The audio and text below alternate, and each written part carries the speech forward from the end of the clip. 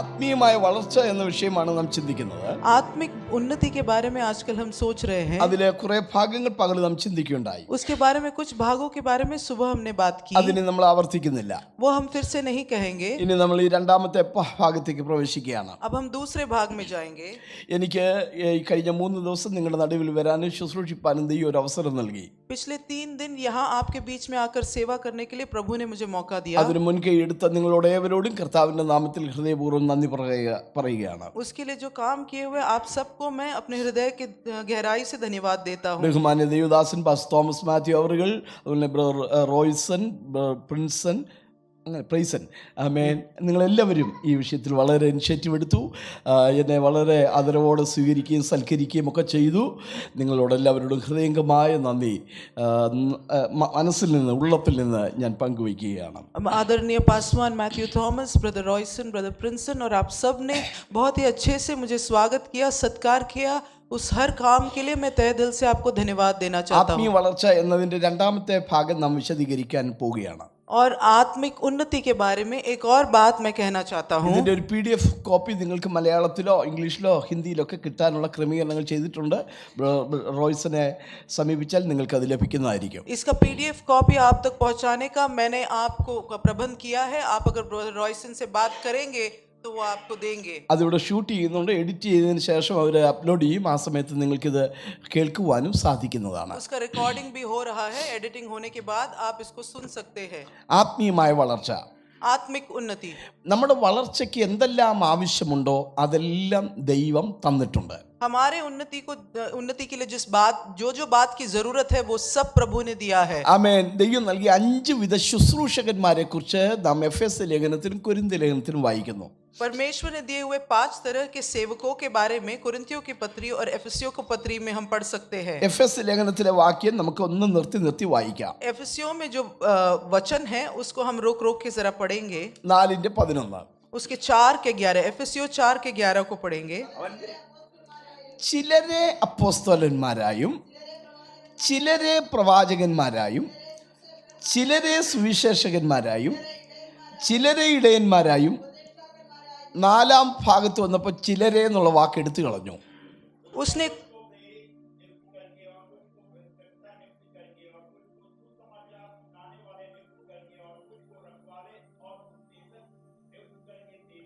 ഒന്നുകൂടെ നോക്കിക്കേ. एक और बार आप देखिए. ചിലരെ അപ്പോസ്തലന്മാരായി, और कुछ को प्रेरित, ചിലരെ പ്രവാചകന്മാരായി, कुछ को भविष्यद्वक्ता, ചിലരെ സുവിശേഷകന്മാരായി, कुछ को सुसमाचार सुनाने ചിലരെ वाले, ഉപദേഷ്ടാക്കന്മാരായി, कुछ को उपदेशक रखवाले होकर, പിന്നെ ചിലരെ എന്നുള്ള വാക്കില്ല. फिर कुछ को ये पद हटा दिया गया है. ഉപദേഷ്ടാക്കന്മാരായും ഇടയന്മാരായും നിയമിച്ചിരിക്കുന്നു. उपदेशक और रखवाले होकर नियुक्त किया है. പാസ്റ്റർമാരും പഠിപ്പിക്കുന്നവരും. पास्टर लोग और सिखाने वाले. ഒരു പാസ്റ്റർ എന്നുള്ളത് ഇടയൻ മാത്രമല്ല, ഒരു ടീച്ചർ കൂടെയാണ്. एक पास्टर जो होता है वो केवल एक चरवाहा नहीं होता, वो एक सिखाने वाला शिक्षक भी होता है. ദൈവസഭയിൽ പഠിപ്പിക്കുക എന്ന ഒരു റോളുണ്ട്. और परमेश्वर की कलीसिया में एक ऐसा किरदार होता है जो है सिखाना. യേശു ശിഷ്യന്മാരെ പറഞ്ഞയച്ചപ്പോൾ എന്താണ് അവരോട് നിർദ്ദേശിച്ചത്? यीशु ने जब अपने चेलों को भेजा तब उनसे क्या कहा? ഭൂതലത്തിലൊക്കെയും പോയി സകല മനുഷ്യരോടും സുവിശേഷം പ്രസംഗിച്ച്, അല്ലെ, ഞാൻ നിങ്ങളോട് കൽപ്പിച്ചതൊക്കെയും പ്രമാണിപ്പാൻ തക്കവണ്ണം അവരെ ഉപദേശിച്ചുകൊണ്ട് എന്നാണ് മലയാളത്തിൽ വായിക്കുന്നത്. पृथ्वी के छोर तक जाकर मैंने जो भी आज्ञाएं आपको दी है सारे लोगों को सिखाओ और उनको उपदेश दो, ऐसे मलयालम में लिखा गया है. എന്നാൽ ഇംഗ്ലീഷിൽ വായിക്കുന്നത് लेकिन अंग्रेजी में हम पढ़ते हैं പഠിപ്പിച്ചുകൊണ്ടിരിപ്പീൻ എന്നാണ്. उनको सिखाते रहना, ऐसे लिखा है. ഇടയൻ കേവലം ഒരു ഫീഡർ മാത്രമല്ല, ഉപദേഷ്ടാവ് മാത്രമല്ല, ഒരു അധ്യാപകൻ കൂടിയാണ്. और ये चरवाहा जो है वो केवल उपदेशक नहीं है लेकिन वो शिक्षक भी होता है. അതുകൊണ്ടാണ് ബാക്കി 3 പേരെയും കുറിച്ച് പറഞ്ഞപ്പോൾ ചിലരെ ചിലരെ ചിലരെ എന്ന് പറഞ്ഞിട്ട്, इसीलिए बाकी 3 बातों के बारे में कहते हुए कुछ को ऐसे कहा है. സഭാ ശുശ്രൂഷകന്റെ കാര്യം വന്നപ്പോൾ ആ 2 റോളും കൂടെ ഒരാൾക്ക് കൊടുത്തിരിക്കുകയാണ്. और सभा के परिपालक की जब बात आई तो ये दोनों काम उनको एक साथ दिया गया है. കൊരിന്ത്യ ലേഖനത്തിൽ ഈ ഭാഗം ഉദ്ധരിക്കുമ്പോൾ कुरिन्थियों की पत्री में ये भाग जब कहते हैं, ദൈവം സഭയിൽ ഒന്നാമത് അപ്പോസ്തലന്മാർ, परमेश्वर ने कलीसिया में पहले प्रेरित, രണ്ടാമത് പ്രവാചകന്മാർ, दूसरे भविष्यद्वक्ता, മൂന്നാമത് ഉപദേഷ്ടാക്കന്മാർ तीसरा उपदेशक എന്നിങ്ങനെ നിയമിച്ചിരിക്കുന്നു. ऐसा नियुक्त किया है. Price the Lord. परमेश्वर की പ്രൈസ് ദി स्तुति हो. ലോർഡ്. परमेश्वर की स्तुति हो. ദൈവത്തിന് സ്തോത്രം ചെയ്യാം. परमेश्वर की स्तुति करें। ഈ 5 ശുശ്രൂഷകന്മാരെ നൽകിയതിന്റെ ഉദ്ദേശം എന്താണ്? इन 5 सेवकों को देने का उद्देश्य क्या है? എഫെസ്യ ലേഖനത്തിലെ ആ വാക്യം നമ്മൾ ഒന്നിച്ചൊന്ന് നോക്കാൻ പോവുകയാണ്. इफिसियों में जो वचन हमने देखा वो हम एक साथ एक और बार देखने वाले हैं। 12ാമത്തെ വാക്യം. 12वां वचन, വിശ്വാസത്തിലും ഐക്യതയും തികഞ്ഞ പുരുഷത്വവും. അപ്പൊ നോക്കിക്കേ, നൽകിയതിന്റെ ഉദ്ദേശം ഉണ്ടോ? Price the Lord. എന്തൊക്കെയാണ്? വിശ്വാസത്തിന്റെ വർധനവ്, തികഞ്ഞ പുരുഷത്വം, ഐക്യത, പ്രായത്തിന്റെ അളവ്. ഇതിനു വേണ്ടിയിട്ടാണ് ദൈവം ഈ 5 ഫോൾഡ് മിനിസ്ട്രീസ് നൽകിയിരിക്കുന്നത്. और ये 5 सेवाएं हमें इसलिए दिए गए हैं ताकि हम विश्वास में बढ़े, परमेश्वर के पुत्र की पहचान में एक हो जाए और सिद्ध मनुष्य बन जाए जो मसीह के पूरे डील डॉल तक बढ़ सकते हैं। ഇനി 13ാം വാക്യം നോക്കിയാട്ടെ. और अब 13 वचन पढ़े। യഥാസ്ഥാനത്തിന് ശുശ്രൂഷയുടെ വേലയ്ക്ക് ക്രിസ്തുവിന്റെ ശരീരം എന്ന് പറയുന്നതാണ് സഭ. സഭയുടെ ആത്മീയ വർധനവിന്, जिससे पवित्र लोग सिद्ध हो जाए और सेवा का काम किया जाए और मसीह की देह जो कलीसिया है वो उन्नति पाए। അപ്പം ദൈവം 5 വിധ ശുശ്രൂഷകന്മാരെ സഭയ്ക്ക് നൽകിയത് ഈ വിധ ഉദ്ദേശങ്ങൾ മുൻനിർത്തിക്കൊണ്ടാണ്. परमेश्वर ने 5 सेवाओं को कलीसिया में दिया है ताकि ये उद्देश्य पूरे हो जाए। തീർന്നില്ല. 15ാം വാക്യം. ये अभी समाप्त नहीं हुआ, 15 वचन पढ़ेंगे।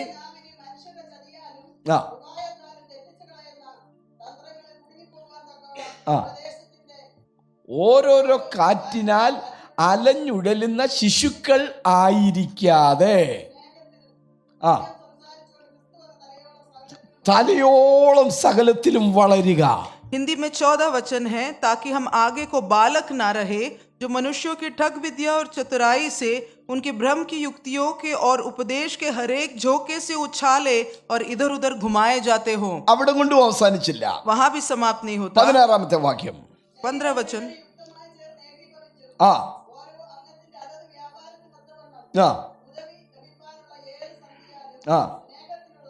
സ്നേഹത്തിലുള്ള വർധനവ്. वरन प्रेम में सच्चाई से चलते हुए सब बातों में उसमें जो सिर है अर्थात मसीह में बढ़ते जाए, जिससे सारी देह हर एक जोड़ की सहायता से एक साथ मिलकर और एक साथ गठकर उस प्रभाव के अनुसार जो हर एक अंग के ठीक ठीक कार्य करने के द्वारा होता है। 5 വിധ ശുശ്രൂഷകന്മാരെ നൽകിയിരിക്കുന്നു എന്നാണ് 11ാമത്തെ വാക്യം. 11 वचन में हमने पढ़ा कि 5 तरह के सेवकों को दिया है। 12 മുതൽ 16 വരെയുള്ള വാക്യങ്ങൾ നോക്കിയാൽ 12 से 16 वचन जब देखते हैं, ആ 5 വിധ ശുശ്രൂഷകന്മാരെ നൽകിയിരിക്കുന്നതിന്റെ ഉദ്ദേശങ്ങളാണ് വായിക്കുന്നത്. इन 5 सेवकों को देने के पीछे का उद्देश्य कहा गया है। വിശ്വാസത്തിന്റെ വർധനവ്, विश्वास को बढ़ना है തികഞ്ഞ പുരുഷത്വം, और उसके व्यक्तित्व की पहचान करनी है, ഐക്യത, एकता है, പ്രായത്തിന്റെ വളർച്ച, और अपनी उम्र के अनुसार परिपक्व होना है, യഥാസ്ഥാനം, और पुनर्स्थापित होना है, ശുശ്രൂഷയുടെ വേല, और सेवा करना है, ആത്മീയ വർധനവ്, आत्मिक उन्नति पाना है, ശിശുക്കളായിരിക്കാതെ വളരാൻ, और बालक ना होकर बढ़ते जाना है, ക്രിസ്തു എന്ന തലയോളം സകലത്തിലും വളരാൻ, मसीह जो सिर है उस तक बढ़ना है, അംഗങ്ങൾ തമ്മിൽ യുക്തമായി ചേർച്ചയുള്ളവരായിരിക്കാൻ, और सारे संग एक साथ जैसे गठित है वैसे एक साथ में रहना है, സ്നേഹത്തിന്റെ വർധനവുള്ളവരായിരിക്കാൻ. प्रेम बढ़ना है। അപ്പൊ നോക്കിക്കേ, ദൈവം ഈ 5 ശുശ്രൂഷകന്മാരെ നൽകിയത് परमेश्वर- സഭയുടെ എല്ലാവിധ എഡിഫിക്കേഷനും വേണ്ടിയിട്ടാണ്. परमेश्वर ने ये 5 सेवक दिए हैं ताकि कलीसिया हर तरह से बनाया जाए। ഏതെല്ലാം തലങ്ങളിൽ സഭാജനം വളരണമോ ആ വളർച്ചയ്ക്ക് ആവശ്യമുള്ളതെല്ലാം ദൈവം ഈ 5 ശുശ്രൂഷകന്മാരിലൂടെ സഭയ്ക്ക് നൽകിയിരിക്കുകയാണ്. जिस जिस स्तर में कलीसिया को बढ़ना है उस सारे स्तरों के लिए परमेश्वर ने ये 5 सेवक दिए हैं। ദൈവസഭ ഒരു മുന്തിരിത്തോട്ടത്തിന് സദൃശ്യമാണ്. परमेश्वर की कलीसिया एक दाख बारी के समान है। മുന്തിരിത്തോട്ടത്തിന്റെ വളർച്ചയ്ക്ക് ആവശ്യമുള്ളതെല്ലാം യജമാനൻ നൽകിയിരിക്കുന്നത് പോലെ दाख बारी के लिए जो भी जरूरत है वो जैसे मालिक देता है, സഭയാകുന്ന കൃഷിയുടെ വളർച്ചയ്ക്കും ഉയർച്ചയ്ക്കും വേണ്ടതെല്ലാം ദൈവം നൽകിയിട്ടുണ്ട്. कलीसिया जो खेत है उसकी उन्नति के लिए जो भी चाहिए वो परमेश्वर ने दिया है। ആദ്യം നമുക്ക് പഴയ നിയമത്തിൽ നിന്നൊരു വാക്യം വായിക്കാം. पहले हम पुराने नियम से एक वचन को पढ़ेंगे। യെശയ്യാ പ്രവചനം 55-ാം അധ്യായത്തിന്റെ 1-2 വാക്യങ്ങൾ. यशायाह 5 का 1 और 2।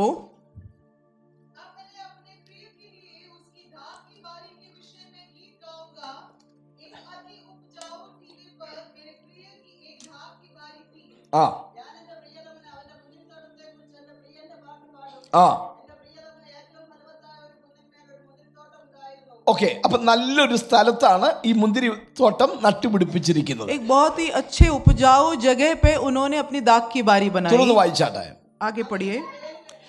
രണ്ട് വേലി കെട്ടി 3 കല്ലുകൾ പെറുക്കി കളഞ്ഞു, നല്ല ഇന്ന മുന്തിരിവള്ളി നട്ടു, 5 അതിന്റെ നടുവിൽ ഒരു ഗോപുരം നട്ടു, 6 ഗോപുരം ചക്കിട്ടു, കാത്തിരുന്നു.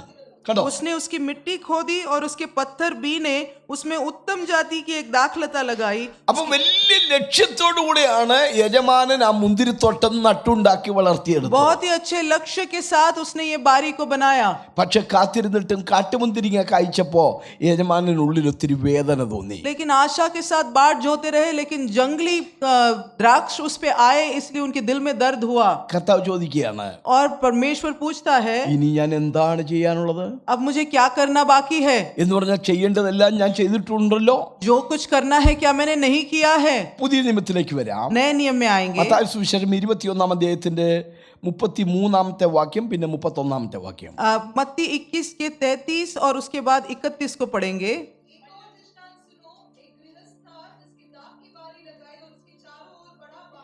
ആ ആ മലയാളത്തിൽ വായിച്ചാട്ടെ. ആ വേലി കെട്ടി, ചക്ക് കുഴിച്ചിട്ടു, ഗോപുരം പണിതു. ആ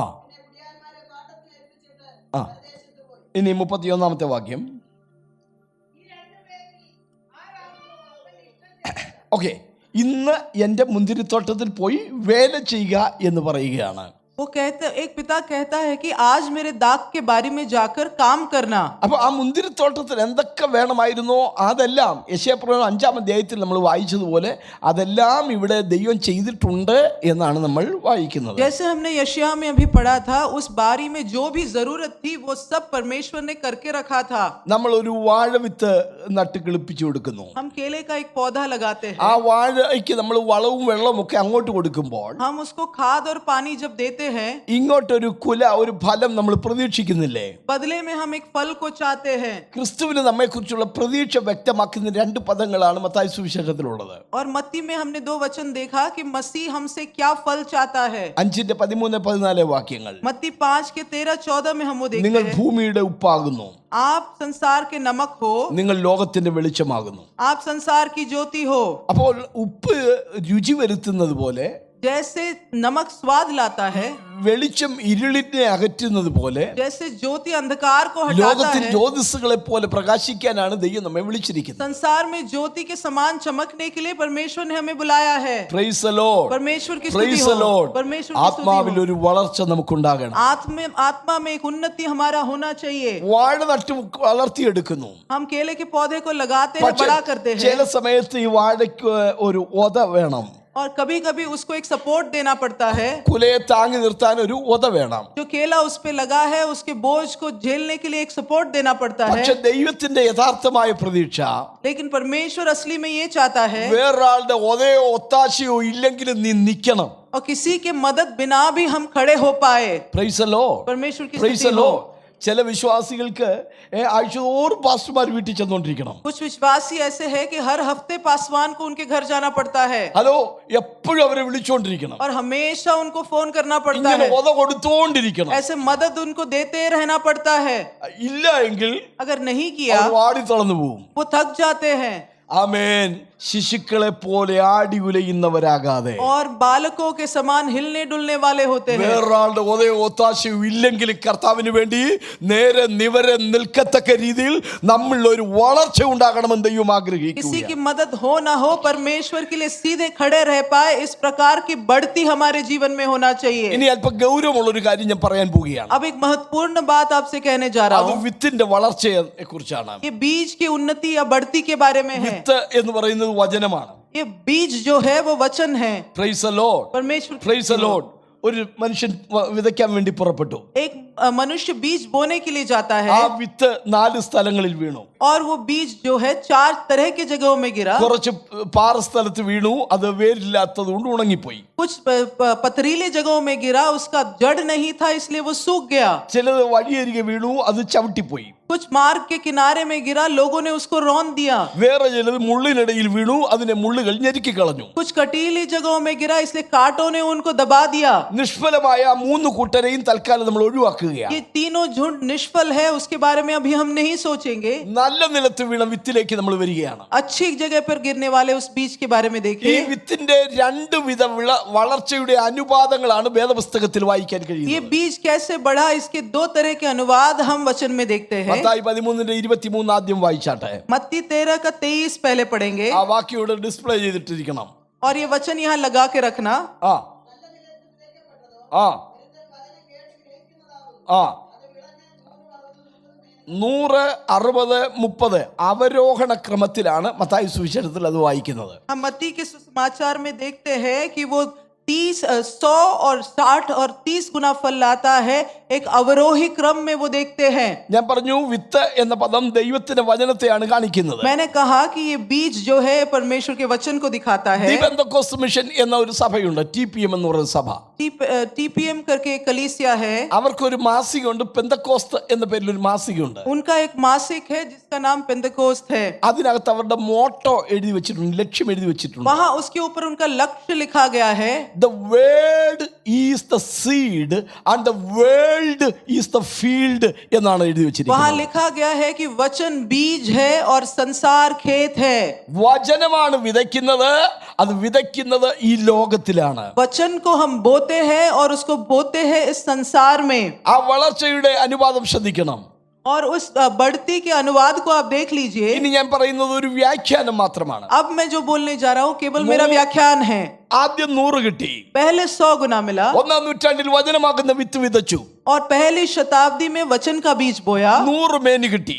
100 गुना मिला. ഈ വചനത്തിന്റെ വിതയ്ക്കപ്പെടൽ എല്ലാ കാലത്തും നടക്കുന്നുണ്ട്. और ये वचन का बोना हर समय में हो, हर युग में होता है. കുറെ കാലം കഴിഞ്ഞപ്പോഴും ഈ വചനത്തിന്റെ വിതയ്ക്കൽ നടന്നു. कुछ दिनों बाद, कुछ सालों बाद भी इस वचन को बोया जा रहा है. വേണമെങ്കിൽ 100 മേനി അല്ലെങ്കിൽ 100 ചാക്ക് കിട്ടിയെന്ന് നമുക്ക് പറയാം. हम कह सकते हैं कि 100 गुना या 100 बोरी हमको मिले. പക്ഷേ വീശുമുറം അവന്റെ കയ്യിലുണ്ട്, അവൻ കളത്തെ മുറ്റും വെടിപ്പാക്കും. लेकिन वो साफ करने के लिए वो सुपड़ी उसके पास है. പാറ്റിക്കൊഴിച്ചു വന്നപ്പോൾ 40% മങ്കായിരുന്നു. लेकिन उसको जब साफ किया तो आधा उसमें भूसा निकला. ഭണ്ഡാരത്തിൽ വെക്കാൻ കൊള്ളാവുന്നത് 60% ഉണ്ടായിരുന്നുള്ളൂ. भंडार में भरने लायक केवल 60 गुना मिला. ഈ കാലഘട്ടത്തിലും വചനത്തിന്റെ വിത്തും വിതയ്ക്കലും കൊയ്ത്തും ഒക്കെ നടക്കുന്നുണ്ട്. हमारे समय में भी वचन को बोया जा रहा है. വേണമെങ്കിൽ നമുക്ക് 100 എന്ന് കണക്ക് പറയാൻ പറ്റും. हम हिसाब तो लगा सकते हैं कि 100 गुना मिल रहा है. പക്ഷേ ഇതിനകത്ത് പലതും അഭിനയ വിശ്വാസികളാണ്, പ്രഹസന വിശ്വാസികളാണ്. लेकिन इसमें बहुत सारा अभिनय करने वाले नकली विश्वासी है. പുറമേ നിന്ന് നോക്കിയാൽ ഇത് നെല്ല് പോലെ തോന്നും. बाहर से देखो तो अनाज जैसे दिखता है, പക്ഷെ അകത്ത് കാമ്പും കഴമ്പുമില്ല. लेकिन अंदर कोई धान नहीं है. ആമേൻ. നല്ല യജമാനന് കൊള്ളാവുന്ന വിത്ത് കേവലം 30 ഉള്ളൂ. मालिक के लिए जो उपयोगी है ऐसा धान केवल 30 गुना मिलता है. ഞാൻ നിങ്ങളെ ആരെയും ബ്ലെയിം ചെയ്യാനല്ല ഈ ചിന്ത പറയുന്നത്. मैं आप लोगों को दोष लगाने के लिए ये बात नहीं बोल रहा. ദുഷ്ടന്മാർ നീതിമാന്മാരുടെ സഭയിൽ നിവർന്നു നിൽക്കുകയില്ല. दुष्ट लोग जो है धर्मियों की कलीसिया में सीधे नहीं खड़े അവർ रह सकता. കാറ്റുപാറ്റുന്ന പതിർ പോലെയാകുന്നു. वो उस भूसे के समान है जो हवा के साथ उड़ जाते हैं. ശീമോനെ കുറിച്ച് കർത്താവ് ഒരിക്കൽ ഇങ്ങനെ പറഞ്ഞു. शिमोन के बारे में परमेश्वर ने एक बार ऐसा कहा. സാത്താൻ നിന്നെ കോതമ്പ് പോലെ പാറ്റേണ്ടതിന് എന്നോട് അനുവാദം ചോദിച്ചതാണ്. शैतान तुझे गेहूं के समान हिलाने के लिए मुझसे अनुमति मांगता है. നീ അല്പവിശ്വാസിയാണ്. तू थोड़ा विश्वास रखता है. Praise the Lord. ഞാൻ പറഞ്ഞത് 70% മങ്കാണ്, കൊള്ളാവുന്നത് 30% ഉള്ളൂ. 70% भूसा है, अच्छा धान केवल 30% है.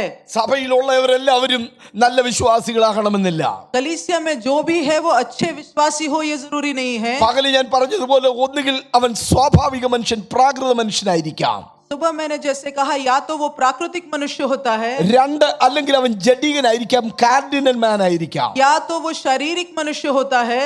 മൂന്ന്, അല്ലെങ്കിൽ അവൻ തികഞ്ഞ ആത്മീയനായിരിക്കും. तीसरा वो बहुत ही आत्मिक मनुष्य हो सकता है. ആ 30% നല്ല ആത്മീയരായ ഭക്തന്മാരായ വിശ്വാസികളെയാണ് वो കാണിക്കുന്നത്. 30% जो है अच्छे आत्मिक विश्वासी होते हैं. നമ്മൾ ഇന്ന് രാത്രി നമ്മളെ കുറിച്ചൊന്ന് അവലോകനം നടത്തണം, അപഗ്രഥനം നടത്തണം.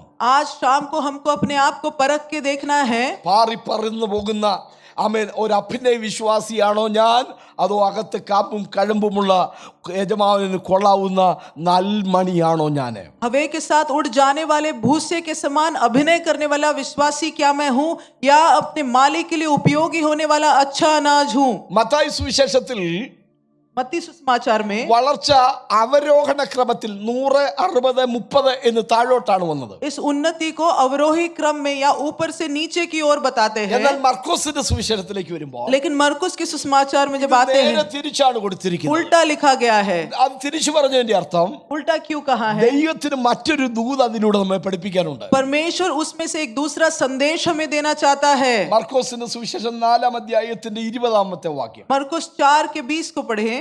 ഞാൻ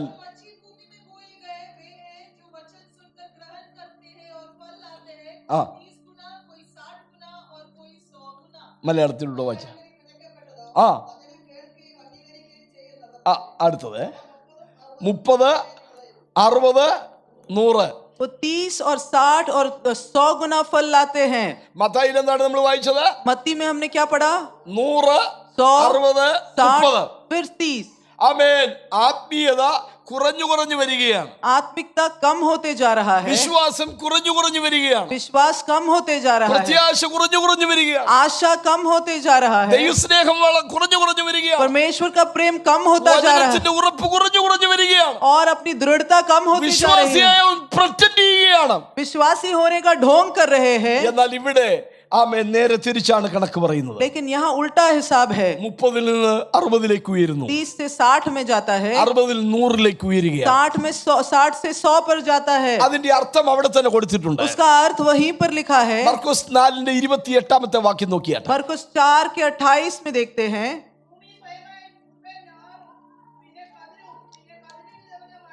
ഒന്ന് നിർത്തണം.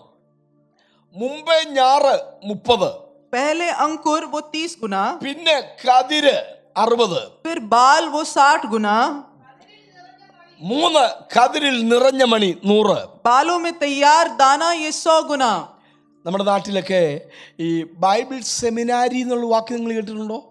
आपने हमारे गांव में बाइबल सेमिनारी ऐसे शब्द सुना होगा. ആദ്യം ബൈബിൾ സ്കൂൾ ആയിരിക്കും, पहले बाइबल स्कूल होता है, പിന്നീട് ബൈബിൾ ഇൻസ്റ്റിറ്റ്യൂഷൻ ആവും, बाइबल इंस्टीट्यूशन होता है, പിന്നീട് ബൈബിൾ കോളേജ് ആകും, फिर बाइबल कॉलेज होता है, പിന്നീട് ബൈബിൾ സെമിനാരി എന്ന് എഴുതി വെക്കും. फिर बाइबल सेमिनारी ऐसा लिखते हैं. ഹലോ, ഞാൻ പഠിപ്പിച്ചുകൊണ്ടിരുന്ന സ്ഥാപനത്തിനും പെനിയൽ ബൈബിൾ സെമിനാരി എന്നാണ് പേര്. मैं जहाँ सिखाता था उसका नाम भी पेनियल ഈ बाइबल सेमिनारी. ദേവദാസന്റെ വീടിന്റെ അടുത്താണ് കീഴിലത്തുള്ള ബൈബിൾ കോളേജ്. ये परमेश्वर के दास हैं, उनके घर के पास है ये. ഞാനൊക്കെ കത്തോലിക്കയിൽ നിന്ന് വിശ്വാസത്തിലേക്ക് വന്നതാണ്. मैं कैथोलिक चर्च में से विश्वास में അപ്പൊ आया. ഈ സെമിനാരി എന്നുള്ള വാക്കൊക്കെ കേൾക്കുമ്പോ ഞാൻ വിചാരിച്ചു എന്നാ ഇത് എഴുതി വെച്ചേക്കുന്നതെന്ന്. ये सेमिनारी शब्द जब देखा तो मैंने सोचा ये क्या लिखा है. ഈ വാക്കിന്റെ അർത്ഥം പണ്ട് എനിക്ക് അറിയത്തില്ലായിരുന്നു. इस शब्द का अर्थ मैं पहले नहीं जानता था. എനിക്കുണ്ടായ ഒരു തെറ്റിദ്ധാരണയാണ് ഇനി ഞാൻ പറയാൻ പോകുന്നത്. अब मेरी एक गलत फहमी हुई, मैं आपको बताता हूँ. സെമി എന്ന് പറഞ്ഞാൽ പകുതി എന്നാണ്. सेमी का अर्थ आधा होता है. ബാക്കി നാറിന്നൂടെ ചേർത്ത് വെച്ചാൽ बाकी अगर घटिया इंसान ऐसे मलयालम में उसका अर्थ होता ഈ है. പദമൊക്കെ എടുത്തപ്പോ ഈ പുസ്തകം പകുതി നാറിയെന്ന്. आधा खराब हो गया हो ऐसा इंसान, ऐसा अर्थ उसका आता है. നമുക്ക് വിഷയത്തിലേക്ക് വരാം. हम अपने विषय में वापस. സെമിനാരി എന്നുള്ളത് ഒരു ലത്തീൻ പദമാണ്. सेमिनारी जो है ये लैटिन भाषा से आती है. അതിന്റെ അർത്ഥം ഞാറ്റുകണ്ടം എന്നാണ്. उसका अर्थ ഞാറ്റുകണ്ടം എനിക്ക് അറിയത്തില്ല ഇവിടുത്തെ. एक प्रकार की वो एक खेत होती है. ആമേൻ. നമ്മുടെ നാട്ടില് 2 രീതിയിൽ നെൽകൃഷി ചെയ്യാറുണ്ട്. हमारे गांव में चावल की खेती 2 तरीके से करते हैं. ഒന്നാമത് ആ സ്ഥലം മുഴുവൻ അടിച്ചു വെടുപ്പാക്കി നല്ലതുപോലെ പൂട്ടിയതിനു ശേഷം ഈ നെല്ല് മൊത്തത്തിൽ ഇങ്ങനെ വാരി വിതറി പൂജ ചെയ്യുന്ന കൃഷി ചെയ്യുന്ന ഒരു സംവിധാനമുണ്ട്. पहले जमीन को पूरा ही साफ करके हल जोत के सारे ही दानों बीजों को उसके ऊपर डाल देते हैं. എന്നാൽ രണ്ടാം വട്ടം കൃഷി ചെയ്യുമ്പോൾ लेकिन दूसरी बार जब करते हैं മൊത്ത സ്ഥലത്തും ഇങ്ങനെ നെല്ല് വാരി വിതറത്തില്ല. पूरी जगह पे इस बीज को बिखेरते नहीं हैं, കുറച്ച് സ്ഥലം മാത്രം എടുത്ത് നല്ലതുപോലെ അത് തയ്യാറാക്കിയതിനു ശേഷം थोड़ा सा जगह लेकर पहले उसको साफ करते हैं അവിടെ നെല്ല് ഇങ്ങനെ ഒരുപാട് വാരിയിടും. और बहुत सारे बीज को एक साथ वह ढेर में डालते हैं. അവിടെ ഇവിടെ ഓരോ വിത്ത് വിതറുകയല്ല. यहाँ वहाँ एक एक बिखेरते नहीं. ആദ്യത്തെ പ്രാവശ്യം അങ്ങനെ മൊത്തത്തിൽ വാരി വിതറുകയായിരുന്നു. पहली बार सबको बिखेर दिया. അങ്ങനെ വാരി വിതറിയപ്പോഴാ ചിലത് മുള്ളിനിടയിലും വഴിയരിയിലൊക്കെ വീണത്. ऐसे जब बिखेर दिया तो कुछ कुछ मार्ग में गिरा, कुछ पत्थरों के बीच में गिरा. എന്നാൽ ഇപ്പോൾ കുറച്ചെടുത്ത് മാത്രമാണ് വിത്ത് കുറച്ച് കട്ടിക്കിട്ട് വളർത്തുകയാണ്. लेकिन अब थोड़ा सा जगह साफ करके ढेर में उसको बढ़ाते हैं. അങ്ങനെ കിളിർത്തു വന്ന ആ കണ്ടത്തെയാണ് ഞാറ്റുകണ്ടം അഥവാ സെമിനാരി എന്ന് പറയുന്നത്. और ऐसे जो खेत होते हैं उसी को सेमिनारी कहते हैं. മനസ്സിലാവുന്നുണ്ടോ? आप समझ रहे हैं क्या? പിന്നീട് രണ്ടാമത് എന്ത് ചെയ്യും? फिर क्या करते हैं? ഇതിനെ പറിച്ച് എന്തുവാ ഞാറ് കെട്ടുക എന്ന് പറയും. और इसको थोड़ा थोड़ा करके गड्डी में बांधते हैं. അതിനുശേഷം ആളുകൾ ഈ വയലിലിറങ്ങി വരിയായിട്ട് നിന്നിട്ട് ഇതിങ്ങനെ പറിച്ച് നടും.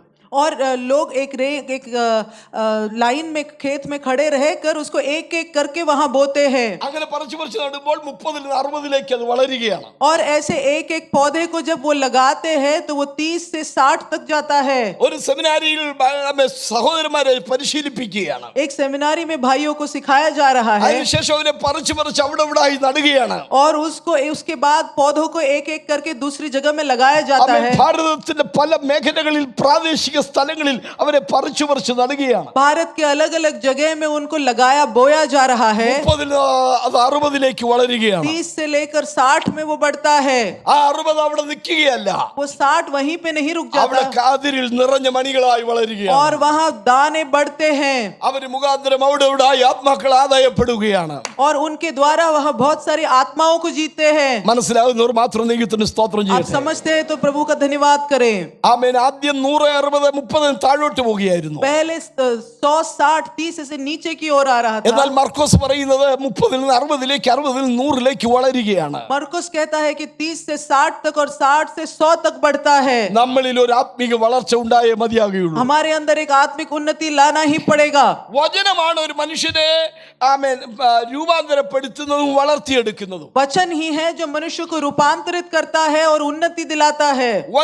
വചനമാകുന്ന വിത്തിനെ കുറിച്ച് ചില ചിന്തകൾ ഞാൻ പറയാൻ പോകുന്നു. वचन जो बीज है उसके बारे में कुछ बातें कहना चाहता हूँ. വചനമാണ് ഒരുവനെ വീണ്ടും ജന്മത്തിലേക്ക് നയിക്കുന്നത്. वचन ही है जो दोबारा एक मनुष्य को नया जन्म दिलाता है. യാക്കോബിന്റെ ലേഖനം 1:18 याकूब के 1:18 में हम इसको पढ़ सकते हैं. നാം അവന്റെ സൃഷ്ടികളിൽ ഒരുവിധം ആദ്യ ഫലമാകേണ്ടതിന് അവൻ തന്റെ ഇഷ്ടഹേതുവായി സത്യത്തിന്റെ വചനത്താൽ നമ്മെ വീണ്ടും ജനിപ്പിച്ചിരിക്കുന്നു. उसने अपनी ही इच्छा से हमें सत्य के वचन के द्वारा उत्पन्न किया ताकि हम उसकी सृष्टि की हुई वस्तुओं में से एक प्रकार के प्रथम फल बने रहे. വചനത്താൽ നമ്മെ ജനിപ്പിച്ചിരിക്കുന്നു. वचन से हमको जन्म दिया है. ആമേൻ. ഈ വചനമാകുന്ന വിത്ത് കെട്ടുപോകുന്നതല്ല.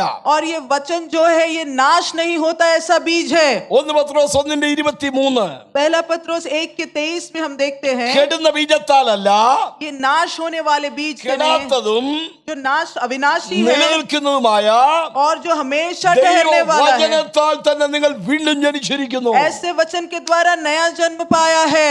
വാക്യം നോക്കി വായിച്ചാട്ടെ. वो वचन को देखकर एक बार पढ़ लीजिए. വചനമാകുന്ന വിത്ത് കെട്ടുപോകയില്ല. वचन जो बीज है वो अविनाशी है. കട്ടകൾക്കിടയിൽ ഇത് ഞെരുങ്ങിയാലും ഇത് കെട്ടുപോകയില്ല. पत्थर के बीच में हो, दबाया गया हो तो भी नाश नहीं होता. ഈജിപ്തിലെ പിരമിഡുകളുടെ മുകളിൽ ആളുകളെ അടക്കിയിരിക്കുന്നിടത്തൊക്കെ ഓരോ ഇടങ്ങളിൽ വിത്തുകൂടെ നെല്ലൂടെ വെച്ചിട്ടുണ്ട്. और मिस्र में जहाँ पिरामिड्स में लोगों को गाड़ा गया है उनके साथ कुछ अनाज बीज को भी रखते हैं. നൂറ്റാണ്ടുകൾ കഴിഞ്ഞാലും ആ വിത്ത് ആ നെല്ല് കെട്ടുപോകാതെ അവിടെ നിലനിൽക്കും. बहुत सारे शताब्दियों के बाद भी वो नाश हुए बिना बीज वहीं पे रहता है. ലോകത്തിലെ ബീജങ്ങൾ പലതും ഒരു സമയം കഴിയുമ്പോൾ അത് നശിച്ചു പോകും. संसार के बीज इस प्रकार के होते हैं कि कुछ समय बाद वो सड़ जाते हैं. പക്ഷെ വചനമാകുന്ന വിത്ത് ഇംപെരിഷബിൾ ആണ്. അത് നശിക്കാത്തതാണ്, അത് നിലനിൽക്കുന്നതാണ്, അത് പ്രവർത്തന നിരതമാണ്. और वचन जो बीज है वो कभी नाश नहीं होता, वो सदा वफादार ठहरता है और काम करता रहता है। ആമേൻ. ഒരു മനുഷ്യനിൽ പരിവർത്തനം ഉണ്ടാകുന്നത്, രൂപാന്തരം ഉണ്ടാകുന്നത്, വീണ്ടും ജന്മം ഉണ്ടാകുന്നത് ദൈവത്തിന്റെ വചനം അവന്റെ അകത്തേക്ക് വീഴുമ്പോഴാണ്. एक मनुष्य में परिवर्तन और रूपांतर और नया जन्म तब होता है जब परमेश्वर का वचन बीज उसके अंदर गिरता है। അത്ഭുതങ്ങളാലും അടയാളങ്ങളാലും അവൻ വചനത്തെ ഉറപ്പിച്ചു പോരാറുണ്ട്. और अद्भुत और चमत्कार के से वो अपने वचन को स्थिर तो करता है। പക്ഷേ അത്ഭുതങ്ങൾ കണ്ടോ അടയാളങ്ങൾ കൊണ്ടോ രോഗസൗഖ്യം കൊണ്ടോ മുന്നോട്ട് വരുന്നവരൊക്കെ കുറെ കഴിയുമ്പോൾ ഒരുപക്ഷെ പുറകോട്ട് പോയെന്നിരിക്കും. लेकिन अद्भुत और चमत्कार और रोगों की शांति देखकर ही जो लोग आते हैं कुछ समय बाद वो पीछे हटते हैं। ആമേൻ. എന്റെ അറിവ് ശരിയാണെങ്കിൽ अगर मेरी जानकारी सही है, ഉത്തരേന്ത്യയിലെ പല സംസ്ഥാനങ്ങളിലും उत्तर भारत के कई राज्यों में മിഷണറിമാർ ഇവിടെ വന്ന് പ്രവർത്തിച്ചപ്പോൾ मिशनरियों ने आकर जब काम किया, മിസോറാമിലും മണിപ്പൂരിലും മാത്രമല്ല പല സംസ്ഥാനങ്ങളിലും मिजोरम, मणिपुर ऐसे कई राज्यों में ആമേൻ, അവിടെ ലക്ഷക്കണക്കിന് വിശ്വാസികൾ ഉണ്ടായിരുന്നു. लाखों विश्वासी वहां थे। അവരിൽ പലരും അത്ഭുത രോഗസൗഖ്യം പ്രാപിച്ചും അത്ഭുതങ്ങളും അടയാളങ്ങളും കണ്ടൊക്കെ മുന്നോട്ട് വന്നവരാണ്. उनमें से बहुत ऐसे थे जिन्होंने रोगों से चंगाई पाया और अद्भुत चमत्कार देख के आए थे। എന്നാൽ മിഷണറിമാർ തിരിച്ചു പോയപ്പോൾ जब मिशनरी लोग वापस चले गए, അവരും അതുപോലെ പുറകോട്ട് പോയി. वैसे ही वो लोग पीछे हट गए। ആളുകൾക്ക് ദൈവദാസന്മാർക്ക് ഒരു കാര്യം മനസ്സിലായി. अब परमेश्वर के दासों को एक बात समझ पड़ा, അവർ നിലനിൽക്കണമെങ്കിൽ അവരുടെ പ്രാദേശിക സഭകളിൽ ദൈവത്തിന്റെ വചനം അവരെ പരിഭാഷപ്പെടുത്തി കൊടുത്തേ മതിയാകുള്ളൂ. और उनको अगर वचन में कलीसिया में रखना है तो उनकी भाषाओं में वचन का अनुवाद करना ही पड़ेगा। കാരണം സകലവും സമാപിച്ചിട്ട് ഉറച്ചു നിൽപ്പാൻ കഴിയേണ്ടതിന് ദൈവത്തിന്റെ വചനം എന്ന ആത്മാവിന്റെ വാൾ അവർ കൈക്കൊള്ളേണ്ടതുണ്ട്. और क्योंकि सब कुछ समाप्त होने के बाद भी जो स्थिर रहता है वो परमेश्वर का वचन जो तलवार है। 1 കൊരിന്ത്യർ ലേഖനം 4:15. पहले कोरिन्थी 4:15। അത് തന്നെ. ആ അടുത്തത്, ഞാനല്ലോ നിങ്ങളെ സുവിശേഷത്താൽ ജനിപ്പിച്ചത്.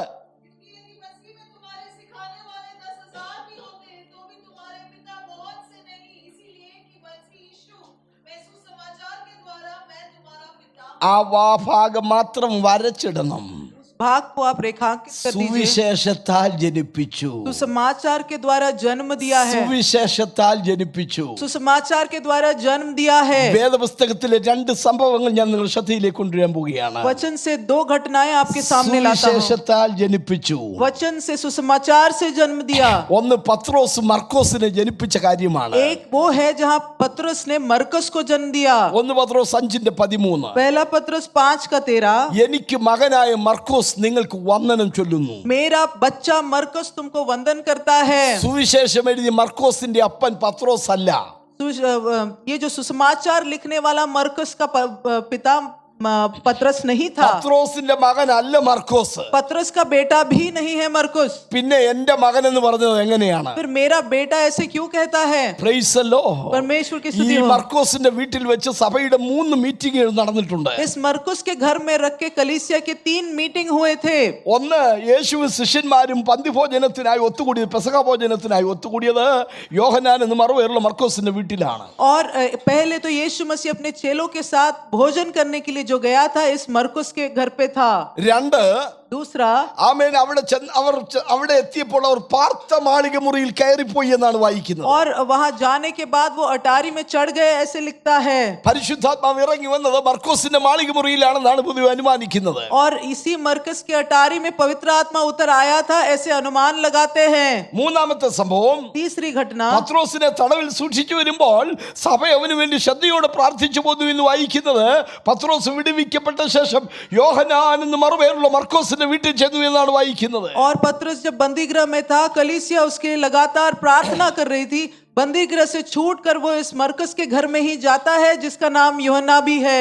യേശുവിനെ അറസ്റ്റ് ചെയ്ത ആ രാത്രിയിൽ यीशु मसीह को जब पकड़वाया गया, യേശുവിൽ നിന്ന് ഒത്തിരി പാഠങ്ങളൊക്കെ നേരിട്ട് കണ്ടുപഠിച്ചതായ मरकुस ने यीशु को देखकर बहुत सारी सीख യേശുവിന്റെ सीखे थे। പിന്നാലെ അവൻ ഗത്സമന തോട്ടത്തിലേക്ക് ചെന്നു. यीशु के पीछे वो गत्सेमने बाग में गया പട്ടാളം അവനെ പിടിച്ചു. और सेना ने उसको पकड़ लिया അവൻ വസ്ത്രം ഇട്ടിട്ട് കാട്ടിലൂടെ അവൻ വീട്ടിൽ ചെന്നു. और अपने वस्त्र को छोड़कर भागकर जंगल में से घर गया। യേശുവിനെ അനുഗമിക്കാൻ ആഗ്രഹത്തോടെ ഇറങ്ങി തിരിച്ചെങ്കിലും ജീവിതത്തിൽ കഷ്ടത വന്നപ്പോൾ അവൻ ഇട്ടിട്ട് പോയി. यीशु की वो पीछा करना चाहता था लेकिन कष्ट आए तब छोड़कर चला गया। ഇതുപോലെ കർത്താവിനെ ഇട്ടിട്ട് പോയ വേറൊരു വ്യക്തിയാണ് പത്രോസ്. ऐसे ही प्रभु को छोड़कर जाने वाला एक और व्यक्ति पतरस है। അവനോട് കർത്താവ് ഇങ്ങനെ പറഞ്ഞു, उसको परमेश्वर ऐसा നീ कहता ഒരു है, സമയം തിരിച്ചു വന്ന ശേഷം സഹോദരന്മാരെ ഉറപ്പിച്ചുകൊള്ളുക. तू जब वापस आएगा उसके बाद अपने भाइयों को स्थिर करना। 1 പത്രോസ് 5:10 പത്രോസ് പങ്കുവയ്ക്കുന്നുണ്ട്. पहले पतरस 5:10 में पतरस कहता है, സകല നന്മയിലും യഥാസ്ഥാനപ്പെടുത്തി ഉറപ്പിച്ച് ശക്തീകരിക്കുന്നവനാണ് നമ്മുടെ കർത്താവ്. सारे बातों में हमको पुनर्स्थापित कर स्थिर करने वाला हमारा परमेश्वर है। കർത്താവിനെ തള്ളി പറഞ്ഞിട്ട് പോയി അവനെ തേടി പത്രോസിനെ തേടി യേശു തിബിരിയസ് കടലിന്റെ തീരത്തേക്ക് ചെന്നു. തിബിരിയസ് കടലിന്റെ തീരത്തേക്ക് ചെന്നു. और यीशु मसीह को उसने त्याग दिया, फिर भी यीशु मसीह उसको ढूंढकर तिबेरियस समंदर के पास जाता है। കർത്താവിനെ പത്രോസ് ഇട്ടിട്ട് പോയതുപോലെ जैसे पतरस यीशु को छोड़कर गया, കർത്താവിനെ ഇട്ടിട്ട് പോയ ഒരു വ്യക്തിയാണ് ചെറുപ്പക്കാരനായ മർക്കോസ്. ये जवान मरकुस भी परमेश्वर को छोड़कर चला गया था। പത്രോസ് അവനെ തേടി അവന്റെ വീട്ടിലേക്ക് ചെന്നു. पतरस उसको ढूंढकर उसके घर गया, പത്രോസ് അവനെ തേടി അവന്റെ വീട്ടിലേക്ക് ചെന്നു. ढूंढकर उसके घर गया, അവനോട് വചനങ്ങൾ പറഞ്ഞു. उनको वचन बताया, അവനെ വിശ്വാസത്തിൽ ഉറപ്പിച്ചു. उसको विश्वास में स्थिर किया, അവനെ വീണ്ടും ജന്നത്തിലേക്ക് നയിച്ചു. उसको नए जन्म की ओर लाया। Praise the Lord. परमेश्वर की Praise स्तुति the हो। Lord. സമയപരിധി കൊണ്ട് ഞാൻ വിവരിക്കുന്നില്ല. समय कम है इसलिए विवरण नहीं करता। മർക്കോസിനെ കുറിച്ച് ഒത്തിരി ചിന്തകൾ വേദപുസ്തകത്തിൽ അങ്ങിങ്ങായി കിടപ്പുണ്ട്. मरकुस के बारे में बहुत सारी बातें वचन में यहाँ वहाँ लिखी है। വചനമാകുന്ന വിത്ത് കേട്ടിട്ട് അവൻ രക്ഷിക്കപ്പെട്ടവനാണ്. वचन जो बीज है वो सुनकर उसने उद्धार पाया। അതുകൊണ്ടാണ് പത്രോസ് പറയുന്നത്, എനിക്ക് മകനായ മർക്കോസ് നിങ്ങൾക്ക് വന്ദനം ചൊല്ലുന്നു എന്ന്. इसीलिए पतरस कहता है कि मेरा बेटा मरकुस तुमको नमस्कार करता है। ഫിലോമോന്റെ ലേഖനം 10-ാമത്തെ വാക്യത്തിൽ फिलोमोन के 10वें वचन में പൗലോസിന്റെ മകനാണ് ഒനേസിമോസ് എന്ന് നമ്മൾ വായിക്കുക. पौलुस उनेसिमुस को अपना बच्चा कहता है। ഞാൻ ജയിലിൽ ഇരിക്കുമ്പോൾ ജനിപ്പിച്ച എന്റെ മകനായ ഒനേസിമോസിന് വേണ്ടിയാകുന്നു നിന്നോട് അപേക്ഷിക്കുന്നത്. कैद में जब था तब मैंने उसको जन्म दिया, उनेसिमुस मेरा बच्चा है, ऐसे वो लिखता है। ആമേൻ. ഒനേസിമോസ് എന്ന അടിമയുടെ മോഷ്ടാവിന്റെ അപ്പനല്ല പൗലോസ്. उनेसिमुस जो गुलाम था और चोर था, असली में पौलुस उसका पिता नहीं था। പൗലോസിന്റെ മകനല്ല ഈ കള്ളനായ മോഷ്ടാവായ ഒനേസിമോസ്. ये चोर उनेसिमुस जो है पौलुस का बेटा है ही नहीं। പിന്നെ എന്തുകൊണ്ടാണ് പൗലോസ് എന്റെ മകനായ ഒനേസിമോസ് എന്ന് പറഞ്ഞത്? फिर पौलुस मेरा बच्चा उनेसिमुस ऐसे क्यों कहता है? അല്പം ചരിത്രം ഇറങ്ങി പറയേണ്ടതുണ്ട്. थोड़ा इतिहास बताना पड़ेगा। ആമേൻ. ഫിലോമോൻ എന്ന് പറയുന്ന ഒരു മുതലാളിയുടെ വീട്ടിൽ ഒത്തിരി അടിമകൾ ഉണ്ടായിരുന്നു. फिलोमोन जो एक सेठ था, उसके घर पे बहुत सारे गुलाम ഒരു थे। ദിവസം ഫിലോമോൻ അവിടെ ഇല്ലാത്ത സ്ഥലം നോക്കി. तो फिलोमोन एक दिन जब घर पर नहीं था, ഒനേസിമോസ് എന്ന ആ അടിമ കുറെ മുതൽ മോഷ്ടിച്ചുകൊണ്ട് അവിടുന്ന് ഓടിപ്പോയി. उनेसिमुस जो उसका गुलाम था वहां से कुछ चीजों को चुरा कर वहां से भाग गया। അവൻ റോമിലെത്തി. रोम पहुंचा। ഈ മോഷ്ടിച്ചുകൊണ്ട് മോഷ്ടിച്ച പണവുമായി അവൻ വളരെ ലാവിഷായിട്ട് അവിടെ ജീവിക്കുകയാണ്. और चुराए हुए धन के साथ वो बड़ी अय्याशी से रोम में जी रहा है। പണം വെറുതെ വാരി വിതറി അവൻ ജീവിക്കുകയാണ്. और पैसा बिल्कुल फेंक कर वो जी रहा है। അവന്റെ ആ ഇടപെടലിൽ പോലീസിനും മറ്റും സംശയം തോന്നി. और वो देखकर पुलिस को उसके ऊपर शंका हुई। പോലീസ് പിടിച്ചവനെ ജയിലിലിട്ടു. पुलिस ने उसको पकड़कर जेल में डाल दिया। ഭാഗ്യവശാൽ അല്ലെങ്കിൽ സാന്ദർഭികവശാൽ ഇവൻ ചെന്ന് വീണത് സുവിശേഷ നിമിത്തം ബന്ധനസ്ഥനായി കിടക്കുന്ന പൗലോസിന്റെ അടുക്കലാണ്. सौभाग्य कहे तो वो उसी जेल में गया जहां सुसमाचार के लिए पकड़े गए पौलुस थे। പൗലോസിന് ഒരു പ്രശ്നമുണ്ട്. पौलुस की एक समस्या है। ആരെ കിട്ടിയാലും അവൻ വചനം പറയും. जिसको भी मिलो वो वचन बताएगा। ആമേൻ. ഹലോ, എന്തോ ഉണ്ട് വിശേഷം എന്ന് ചോദിച്ചാൽ മതി, പുള്ളി സുവിശേഷം നമ്മൾ പരിപാടി തുടങ്ങും. कैसे हो भाई अगर पूछ लिया तो वो तुरंत सुसमाचार बताना शुरू करेंगे। ആമേൻ. ഞാൻ വേദപുസ്തകത്തിലെ ഒരു സംഭവം പറയാം. और वचन से एक बात बताता हूँ। പൗലോസ് ജയിലിൽ കിടക്കുകയാണ്. पौलुस जेल में था। തനിക്ക് കാവല നിൽക്കാൻ വേണ്ടി പട്ടാളക്കാരെ വിട്ടു. उनको रखवाली देने के लिए सैनिक भेजे। പട്ടാളക്കാർ ഇങ്ങനെ സ്റ്റഡിയിലേക്ക് വടി എന്ന് പറഞ്ഞുകൊണ്ട് പൗലോസിന് കാവല നിൽക്കുകയാണ്. और ये सैनिक जो है बिल्कुल सीधे खड़े रहकर रखवाली कर रहे हैं। പൗലോസ് അവിടെ നിന്ന് വിളിക്കും, സാറേ സാറിന്റെ പേരെന്തുവാ? और पौलुस ने पूछा, भाई नाम क्या है आपका? സാറിന് അറിയോ ഞാൻ എന്തിനാ ഇവിടെ കിടക്കുന്നതെന്ന്? साहब क्या आप जानते हैं मैं यहाँ क्यों हूँ? നീ എന്ന് പറയണ മിണ്ടരുതെന്ന് പറഞ്ഞ് പോലീസുകാരൻ അവന് എന്താ പറയുന്നത് വഴക്ക് പറയും. सैनिक उसको डांटता है, तू बात क्यों कर रहे, चुपचाप पड़े रहे। എന്നാലും സാറേ 8 മണിക്കൂർ ഉണ്ടല്ലോ, സാറ് ഇതൊന്ന് കേക്ക്. पर कहता है कि साहब 8 घंटे पड़े हैं, आप सुन लीजिए। പൗലോസ് സുവിശേഷം പറയും. पौलुस समाचार कहेगा। തിരിച്ച് ജോലി ചെയ്യുന്ന ക്യാമ്പിൽ ചെല്ലും. और फिर वापस वो कैंप चला जाता है सैनिक। അവന്റെ കൊളീഗ്സിനോട് ഇങ്ങനെ പറയും, കൂട്ടുകാരോട് ഇങ്ങനെ പറയും, फिर बाकी उसके सह सैनिकों से वो कहता है, ഇന്ന് എന്നെ ഡ്യൂട്ടി കിട്ടത് ആ ഉപദേശിക്ക് കാവല് നിൽക്കാനാ. आज मेरा ड्यूटी उस सिखाने वाले उपदेशक के അവിടെ यहाँ था। ചെന്നപ്പോ തൊട്ട് അയാൾ സുവിശേഷം സുവിശേഷം സുവിശേഷം എന്ന് പറയാൻ തുടങ്ങി. सुबह से वो उस उपदेश सुसमाचार सुसमाचार मेरे से कह रहा है। ഫിലിപ്പിയ ലേഖനം 1:12 വാക്യം. फिलिपियो 1:12 എനിക്ക് ഈ ഭവിച്ചത് സുവിശേഷത്തിന്റെ അഭിവൃദ്ധിക്ക് കാരണമായി മാറി. मेरे साथ जो ये हुआ है वो समाचार की बढ़ती के कारण हुआ है। അകമ്പടി പട്ടാളത്തിലൊക്കെ യേശുവിനെ കുറിച്ച് അറിയാൻ അത് കാരണമായി മാറി. और पूरे सेना में यीशु के बारे में उसने ज्ञान को फैलाया। പൗലോസ് ആരെ കണ്ടാലും സുവിശേഷം പറയും. पौलुस जिससे मिले उससे सुसमाचार कहता था। അത് രാജാവിനോടായാലും പറയും. वो राजा को भी कहता था। അങ്ങനെ താൻ ജയിലിൽ കിടക്കുമ്പോൾ ऐसे जब वो कैद में തന്റെ था, അടുക്കൽ ഒരു സഹതടവുകാരൻ വന്നു വിട്ടു. उसके साथ ऐसा एक और कैदी आया। ഒനേസിമോസ് എന്ന മോഷ്ടാവിനെ പോലീസ് പിടിച്ച് അവന്റെ അടുക്കൽ കൊണ്ടുപോയി. उनेसिमस जो चोर था उसको पुलिस ने पकड़कर उसके साथ डाल दिया। കുറച്ചു കാലം കഴിഞ്ഞപ്പോൾ അവന്റെ ശിക്ഷയുടെ കാലാവധി കഴിഞ്ഞു അവനെ ഇറക്കി വിട്ടു. कुछ समय बाद उसकी शिक्षा उसका दंड खत्म हुआ तो वो निकल गया। പക്ഷെ ഒനേസിമോസ് പോകുന്നില്ല. लेकिन उनेसिमस जा नहीं അവൻ रहा, അവിടെ നിന്ന് കരയുക. वहां बैठकर रो रहा है। ആളുകൾക്ക് അവിടെ വിചാരിച്ച ഞങ്ങളെ പിടിച്ചിട്ട് ജയിലിനകത്ത് ഇട്ടേക്കുന്നുണ്ടോ ഞങ്ങൾ കിടക്കുന്നത്, നിന്നെ വിട്ടിട്ട് നീ എന്താണാ പോകാത്തത്? लोग कहने लगे हमको तो यहाँ जबरदस्ती रखा है इसलिए हम हैं, तुझे तो रिहा कर दिया है, तो क्यों नहीं जा रहा? പൗലോസ് ചോദിച്ചു, മോനെ എന്നാ കുഴപ്പം നിനക്ക്? पौलुस पूछता बेटा क्या हुआ? അവൻ അവന്റെ ഒരു കഥ പറഞ്ഞു. उसने कहानी बताई। സാറേ, ഞാന് ഒത്തിരി പൈസ മോഷ്ടിച്ചോണ്ടാ വന്നത്. साहब मैंने बहुत धन चुराया था, ഞാൻ വേറെ എങ്ങോട്ടും പോകുന്നില്ല. मैं कहीं और नहीं जाऊंगा, തിരിച്ച് ഞാൻ എന്റെ മുതലാളിയുടെ അടുക്കിലേക്ക് തന്നെ പോവുകയാണ്. मैं वापस अपने मालिक के पास जा रहा हूँ। വചനം ഒരുവനിൽ ക്രിയ ചെയ്യുന്നു. वचन एक के अंदर काम करता है, മാനസാന്തരത്തിന് യോഗ്യമായ ഫലം കായ്ക്കുന്നു. मन फिराव के अनुसार फल को അവൻ लाता യജമാനന്റെ है, അടുക്കിലേക്ക് മടങ്ങിപ്പോകാൻ അവൻ താല്പര്യപ്പെടുകയാണ്. अपने मालिक के पास वापस जाना चाहता है। പൗലോസ് പറഞ്ഞു, പൊയ്ക്കോ, കുഴപ്പമില്ല, പൊയ്ക്കോ. पौलुस कहता है तो जा, कोई समस्या नहीं है। പക്ഷേ അവൻ പറഞ്ഞു, എന്റെ കയ്യിൽ മോഷ്ടിച്ചോണ്ട് വന്ന് പണമില്ല, പൈസ എല്ലാം തീർന്നു പോയി. तो कहता है कि जो चुराया था वो सारा धन खत्म हो गया। പൗലോസ് അവനോട് പറഞ്ഞു, पौलुस ने कहा ഞാൻ നിന്നോട് സുവിശേഷം പറഞ്ഞ് നീ രക്ഷിക്കപ്പെട്ടതുപോലെ मैंने तुझे सुसमाचार कहा, तू जैसे उद्धार पाया। ഞാൻ ഈ ജയിലിൽ വരുന്നതിന് മുമ്പ് നിന്റെ മുതലാളിയുടെ വീട്ടിൽ പോയി ഞാൻ കൂടെ കൂടെ യോഗം നടത്തുമായിരുന്നു. यहाँ जेल आने से पहले तेरे मालिक के घर में मैंने सभाएं चलाई हैं। അങ്ങനെ പൗലോസിന്റെ ശുശ്രൂഷയാൽ രക്ഷിക്കപ്പെട്ട ഒരു വ്യക്തിയാണ് ഫിലോമോൻ. ऐसे पौलुस के ही सेवा से उद्धार पाया हुआ फिलेमोन था। ആമേൻ. ആ ഫിലോമോന് വേണ്ടി തന്റെ സ്നേഹബന്ധത്തിൽ പൗലോസ് ഒരു ശിപാർശക്കത്തി മോഷ്ടാവിന് വേണ്ടി എഴുതി കൊടുത്തു വിട്ടു. और उस फिलेमोन के लिए अपने प्रेम से एक सिफारिश इस चोर के हाथ में देता है। ആ ശിപാർശക്കത്താണ് ബൈബിളിലെ ഫിലോമോന്റെ ലേഖനം. वही सिफारिश हम पढ़ते हैं वचन में, फिलेमोन का पत्र। അതിനകത്തെ ചില വചനങ്ങൾ ഞാൻ പറയാം. उसके अंदर के कुछ वचन बताता हूँ। അവൻ വല്ലതും കടപ്പെട്ടിരിക്കുന്നുവെങ്കിൽ എന്റെ മേൽ കടക്കിട്ടുകൊള്ളുക, വയസ്സനായി ഞാൻ തന്നു തീർത്തുകൊള്ളാം. और उसका अगर कोई कर्जा बाकी है तो वो मेरे ऊपर डाल दे, कितना भी उम्र हो जाए मैं तेरे को दे दूंगा। മുമ്പേ അവൻ നിനക്ക് ഉപയോഗമില്ലാത്തവൻ, ഇപ്പോഴോ എനിക്കും നിനക്കും ഒരുപോലെ പ്രയോജനമുള്ളവൻ. पहले वो निकम्मा था लेकिन अभी तेरे लिए मेरे लिए दोनों के लिए उपयोगी है। ഞാൻ തടവിലിരിക്കുമ്പോൾ ജനിപ്പിച്ച എന്റെ മകനായ ഒനേസിമോസ്, मैं कैद में था तब मैंने जिसको जन्म दिया, मेरा बच्चा ओनेसिमस। വചനത്തിന് മാത്രമേ ഒരുവനെ വീണ്ടും ജന്മത്തിലേക്ക് നയിക്കാൻ കഴിയൂ. केवल वचन ही है जो एक को नए जन्म की ओर ले जा सकता है। നിങ്ങളുടെ ജീവിതത്തെ രൂപപ്പെടുത്താൻ പരുവപ്പെടുത്താൻ വചനത്തിന് മാത്രമേ സാധിക്കുകയുള്ളൂ. और आपके जीवन को सही रूप केवल वचन ही दे सकता है। വചനം കർത്താവ് തെളിയിച്ചപ്പോൾ അവരുടെ ഉള്ളം കത്തി എന്നാണ് വായിക്കുന്നത്. और वचन जब परमेश्वर ने सिखाया तो उनका दिल जलने लगा, ऐसे हम पढ़ते हैं। വചനം കേട്ടവരുടെ ഹൃദയത്തിൽ കുത്തുകൊണ്ടു എന്നാണ് വായിക്കുന്നത്. वचन जिसने सुना उसके दिल के अंदर चुभन हुआ, ऐसे हम पढ़ते हैं। ഇത് ജീവനും ചൈതന്യമുള്ള ഇരുവായ്ത്തലുള്ള വാളാണ്. ये जीवन रखने वाला दोधारी तलवार है। നമ്മുടെ വിഷയം ആത്മീയ വളർച്ച എന്നുള്ളതാണ്. हमारा विषय आत्मिक उन्नति है। എഫെസ്യ ലേഖനത്തിൽ एफेसियों में 2:22 വരെയുള്ള വാക്യങ്ങളിൽ दूसरे अध्याय के 20 से 22 में ആമേൻ പണി എന്ന പദം 3 പ്രാവശ്യം കൊടുത്തിട്ടുണ്ട്.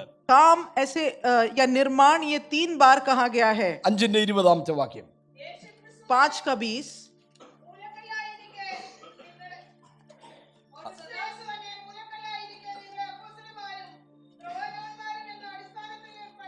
പണിതിരിക്കുന്നു. മതി, ഓരോന്നായിട്ട് പറയണം. Price the Lord. ഒന്ന്, പൂർത്തീകരിക്കപ്പെട്ട ഒരു പണി. एक ऐसा काम है जो निर्माण काम पूरा हो चुका है, പണിതിരിക്കുന്നു. वो पूरा हो चुका है। യേശു തന്നെ മൂലക്കല്ല്.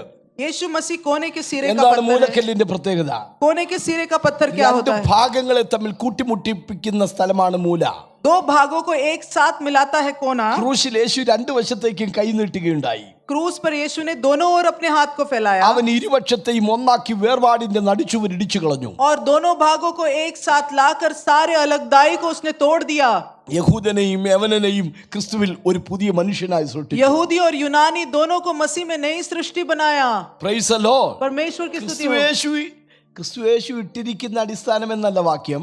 यीशु मसीह ने नींव डाली है ऐसा नहीं है. 1 കൊരിന്ത്യർ 3:11 വായിക്കുന്നത് पहले कोरिन्थी 3:11 में पढ़ते हैं യേശു എന്ന ഇട്ടിരിക്കുന്ന അടിസ്ഥാനമല്ലാതെ മറ്റൊന്നിടുവാൻ ആർക്കും കഴിയത്തില്ല. यीशु मसीह जो डाला गया नींव है उसके अलावा और कोई नींव नहीं हो सकता. ആ അടിസ്ഥാനത്തിന്മേൽ उस नींव के ऊपर നിങ്ങള് आप लोग ആമേൻ അപ്പോസ്തലന്മാരും പ്രവാചകന്മാരും എന്ന അടിസ്ഥാനത്തിന്മേൽ പണിതിരിക്കുന്നു. और प्रेरित और भविष्यद्वक्ता ऐसे नींव के ऊपर बनाते हो.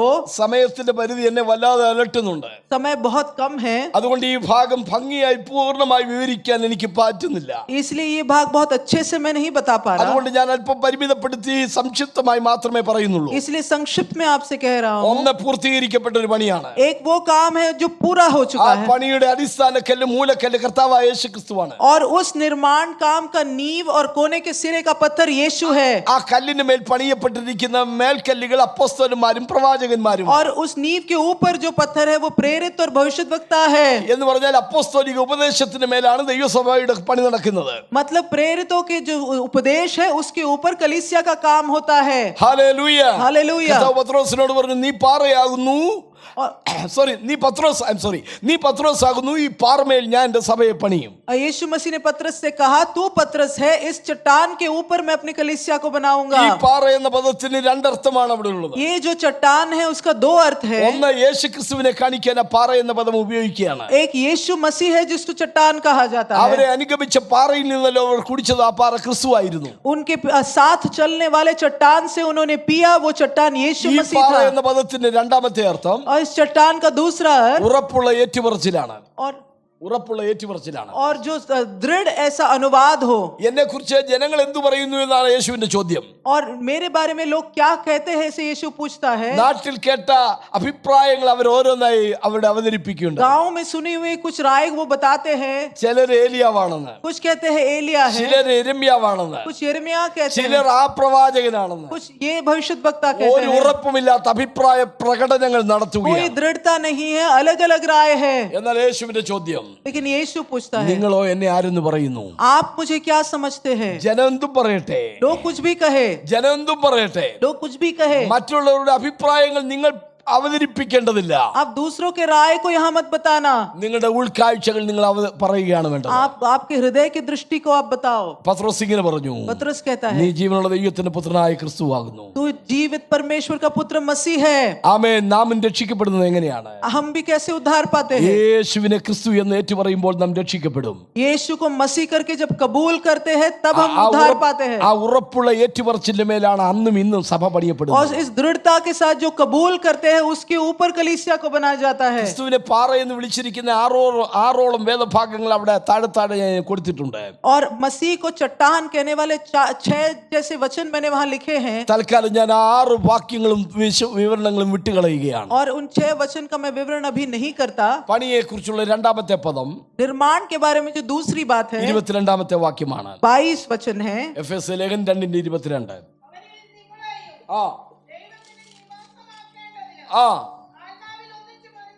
Price the Lord. इफिसियों 2:22 में जिसमें तुम भी आत्मा के നിങ്ങളെയും ദൈവത്തിന്റെ നിവാസമാകേണ്ടതിന് ആത്മാവിനാൽ ഒന്നിച്ചു പണിതു വരുന്നു. जिसमें तुम भी आत्मा के द्वारा परमेश्वर का निवास स्थान होने के लिए एक साथ बनाए जाते हो. ദൈവസഭയുടെ പണി പൂർത്തീകരിച്ചിട്ടില്ല. परमेश्वर के कलीसिया का काम पूरा ദൈവസഭയുടെ नहीं പണി हुआ. പൂർത്തീകരിച്ചിട്ടില്ല. कलीसिया का निर्माण काम पूरा नहीं हुआ. ചേർത്ത പഴയ നിയമത്തിലെ ഇസ്രായേൽ ഗൃഹം പണിതു വന്നതുപോലെ जैसे पुराने नियम में इस्राएल में मंदिर बनाते रहे, ജീവനുള്ള കല്ലുകളെ ചേർത്ത് കർത്താവിന്റെ സഭയുടെ പണി നടക്കുകയാണ്. जीवित पत्थरों को एक साथ लाकर कलीसिया का काम चल रहा है. പാറ എന്നുള്ളതിന് ഗ്രീക്ക് ഭാഷയിൽ ഉപയോഗിച്ചിരിക്കുന്ന 3 പദങ്ങൾ ഞാൻ നിങ്ങൾ ശ്രദ്ധയിലേക്ക് കൊണ്ടുവരാം. പാറ എന്നുള്ളതിന് और चट्टान के लिए यूनानी भाषा में 3 शब्द का उपयोग किया है. പെട്ര, एक पेट्रा है, രണ്ട് പെട്രോസ്, दूसरा पेट्रोस है, മൂന്ന് ലിത്തോസ്. तीसरा लिथोस है। പത്രോസിന്റെ ലേഖനത്തിലാണ് നമ്മൾ ഇത് വായിക്കുന്നത്. पत्रोस की पत्री में ही हम ये पढ़ते हैं, മനുഷ്യർ തള്ളിയതെങ്കിലും मनुष्यों ने उसको निकम्मा ठहराया, ദൈവസന്നിധിയിൽ ശ്രേഷ്ഠവും മാന്യവുമായ ജീവനുള്ള കല്ലായ അവന്റെ അടുക്കൽ വന്നിട്ട് നിങ്ങളും ജീവനുള്ള കല്ലുകൾ എന്ന പോലെ ആവുകയാണ്. और परमेश्वर ने जो बहुमूल्य ठहराया इसे जीवित पत्थर के पास आकर तुम भी जीवित पत्थर बनते हो। പെട്ര എന്ന വാക്കിന്റെ അർത്ഥം ദ റോക്ക്, പാറ എന്നാണ്.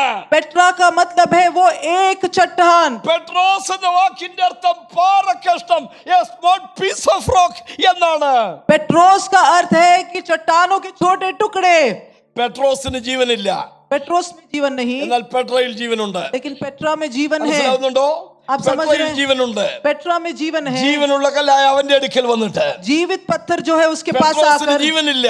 पेट्रोस के पास जीवन नहीं था, എന്നാൽ ഈ ജീവനില്ലാത്ത കല്ലാകുന്ന പെട്രോസ് लेकिन ये मरा हुआ पत्थर पेट्रोस പെട്രയുമായി ഒരു ബന്ധത്തിലേക്ക് വരുമ്പോൾ, ടച്ച് ഉണ്ടാകുമ്പോൾ पेट्रा के साथ जब वो छूता है പെട്രയുടെ ജീവൻ പെട്രോസിലേക്ക് വ്യാപരിക്കുകയാണ്. और पेट्रा का जो जीवन है वो पेट्रोस के अंदर आता ആ है, പെട്രോസുകൾ ലിത്തോസുകളായി മാറുകയാണ്.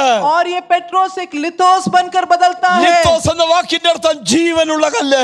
लिथोस का मतलब है जीवित നിങ്ങൾക്ക് पत्थर। ജീവനില്ല, आपके अंदर जीवन എന്നാൽ नहीं, ജീവനുള്ള കല്ലായ കർത്താവിന്റെ അടുക്കിലേക്ക് വന്ന लेकिन जीवित पत्थर प्रभु के पास आएंगे, കർത്താവുമായി വ്യക്തിപരമായ ഒരു ബന്ധത്തിലേക്ക് വന്ന उसके साथ एक व्यक्तिगत संबंध बनाएंगे, കർത്താവിന്റെ ജീവൻ നിങ്ങളിലേക്ക് വ്യാപരിക്കും. उसका जीवन आपके अंदर प्रवाहित നിങ്ങൾ होगा, ആർത്ത് വിളിക്കുന്ന കല്ലുകളായി മാറും. और आप घोषणा करने वाले पत्थर ജീവനുള്ള बनेंगे, കല്ലുകളായി രൂപാന്തരപ്പെടും.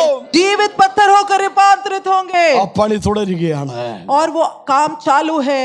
ആമേ. പഴയ നിയമത്തിൽ 4 ദേവാലയങ്ങൾ ഉണ്ടായിരുന്നു.